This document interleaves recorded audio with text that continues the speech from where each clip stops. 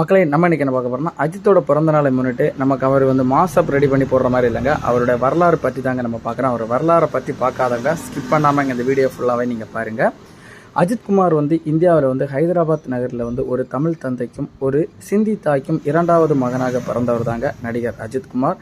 இவர் 1971ஆம் ஆண்டு மே மாதம் 1ஆம் தேதி தாங்க இவர் பிறந்திருந்தார்.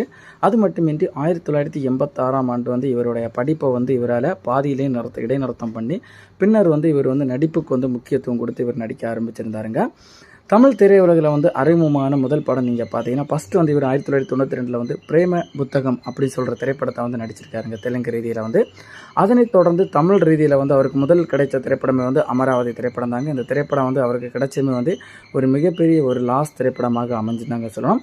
முதல் படம் வெற்றி இல்லைன்னு தெரிஞ்சாலுமே அடுத்தபடியாக பாசமலர்கள், பவித்ரா, ராஜாவின் பார்வையிலே அப்படின்னு சொல்கிற படங்களுமே நடிச்சிட்டாரு. அதில் பவித்ரா திரைப்படம் அவருக்கு ஒரு சின்ன ஒரு வரவேற்பு பெற்று தந்ததாக இருந்து 1995ஆம் ஆண்டு ஆசின்னு சொல்கிற திரைப்படத்தை நடிச்சிருந்தார். 1998ஆம் ஆண்டு சிறு கால இடைவெளியில் அவரோட பைக் ரேஸை முடித்துவிட்டு பின்னர் காதல் மன்னன் திரைப்படம் அவர் நடிச்சிருந்தார். அதனைத் தொடர்ந்து என்னை தாளாட்ட வருவாளா, ஆஞ்சநேயா, சாமி, காக்க காக்க கஜினி திரைப்படம் ஒரு வாய்ப்பு கிடைச்சுமே அவர் அதை மிஸ் பண்ணிட்டாருன்னு சொல்லணுங்க மறுபக்கம். அதனைத் தொடர்ந்து ஜனான் சொல்கிற திரைப்படம், சரண், அட்டகாசம் திரைப்படம் அதெல்லாம் நடிச்சிட்டு இருக்கும்போது லிங்குசாமியோடைய ஜி திரைப்படம் நடிச்சிருந்தாருங்க. அட்டகாசம் திரைப்படம் அவருக்கு ஒரு வெற்றி படமாக நிறைவேற்றிருந்தாங்க சொல்லணும். அதனைத் தொடர்ந்து அசல் திரைப்படம் ஒரு ஃப்ளாப் திரைப்படமாக அமைஞ்ச நிலையில் பில்லா திரைப்படம் அவருக்கு ஒரு பெரிய வரவேற்பை பெற்று தந்ததாக இருக்குன்னு சொல்லியிருக்காங்க. அதனை முன்னிட்டு எஸ்.ஜே. சூர்யா இயக்கத்தில் வாலி திரைப்படம் தாங்க அவருக்கு தமிழ் சினிமாவில் நிலைநாட்டுறதுக்கு ஒரு முக்கியமான ஒரு திரைப்படமாக அமைஞ்சுன்னு சொல்லணும்.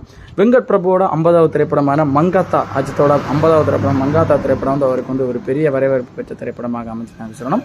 பின்னர் விவேகம் திரைப்படம் ஒரு தோல்வி அடைஞ்சாலுமே வேதாளம், விசுவாசம் திரைப்படம் அவருக்கு ஒரு நல்ல வரவேற்பு பெற்ற திரைப்படமாக அமைஞ்சிருந்தாங்க சொல்லலாம். மறுபக்கம் பல நடிகர் மேலே எக்கச்சக்கமான சர்ச்சைகள் இருந்தாலுமே அஜித் ரீதியில் எந்த ஒரு சர்ச்சையுமே கிடையாதுங்க. ஆனால் 2010ஆம் ஆண்டு பிப்ரவரி 6ஆம் தேதி அவருக்கு பாராட்டு விழா நடத்தும் போது கருணாநிதி அவர் குறிப்பிட்டு அந்த கட்சியை சொல்லியிருப்பாருங்க, எங்களை டார்ச்சர் பண்ணி எங்களுக்கு பகிரங்கமாக மிரட்டல் கொடுத்து தான் எங்களுக்கு இந்த கலை நிகழ்ச்சியில் அதாவது ப்ரோக்ராமில் கலந்து கொள்ளணும், கண்டிப்பாக கலந்து கொள்ளணும் அப்படின்னு சொல்லிட்டு அவங்க இது பண்ணியிருந்தாங்க.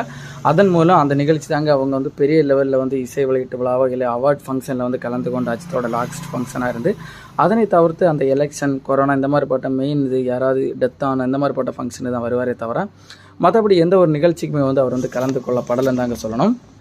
எக்கச்சக்கமான நல்ல காரியங்களை சைலண்டாக அஜித்குமார் ஒரு பக்கம் பண்ணிட்டு இருந்தாலுமே 2014ஆம் ஆண்டு தனது வீட்டு வேலை செய்பவர்களுக்கு 12 பேருக்கு வீடுகளுமே கட்டி கொடுத்துருக்காருங்க நடிகர் அஜித்குமார்.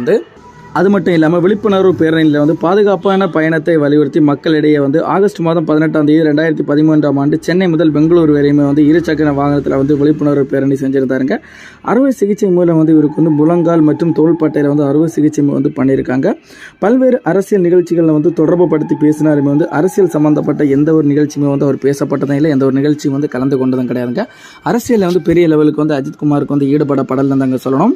மற்றபடி அவார்டு வச்சு பார்க்கும்போது அஜித்குமார் எந்த ப்ரோக்ராம்லையும் கலந்து கொள்ளாத காரணத்தினால அவருக்கு அவார்டு கொடுக்கலையா அப்படின்னு தெரியலங்க. லாஸ்ட்டாக நீங்கள் பார்த்தீங்கன்னா 2011ஆம் ஆண்டு மங்காத்தா திரைப்படத்துக்காக விஜய் விருதுகளில் சிறந்த எதிர்நாயகன் மற்றும் விருப்பமான நாயகனுக்கான அவார்டை அஜித்குமார் பெற்றிருப்பார். ஆனால் அதில் அஜித் கலந்து கொண்டிருக்க மாட்டார். அந்த விருதை வெங்கட் பிரபு தாங்க அந்த விருதை அவர் பெற்றிருப்பார். உங்கள் எல்லாருக்குமே தெரியும்.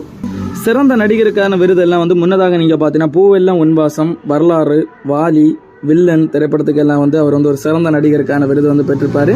பில்லா, மங்காத்தா திரைப்படத்துக்கு அவருக்கு அவார்டுகள் வென்று குவிஞ்சிருந்தாங்க நம்ம சொல்லணும். மறுபக்கம் தற்போதைக்கு துணிவு படம் திரைப்படத்தை முடிஞ்சு தற்போதைக்கு அவர் விடாமுயற்சி திரைப்படத்தில் நடித்து கொண்டு வராரு. 63வது படத்தோட அப்டேட்டும் ரீசெண்டாக வெளியாயிருந்துன்னு உங்கள் எல்லாருக்குமே தெரியும்.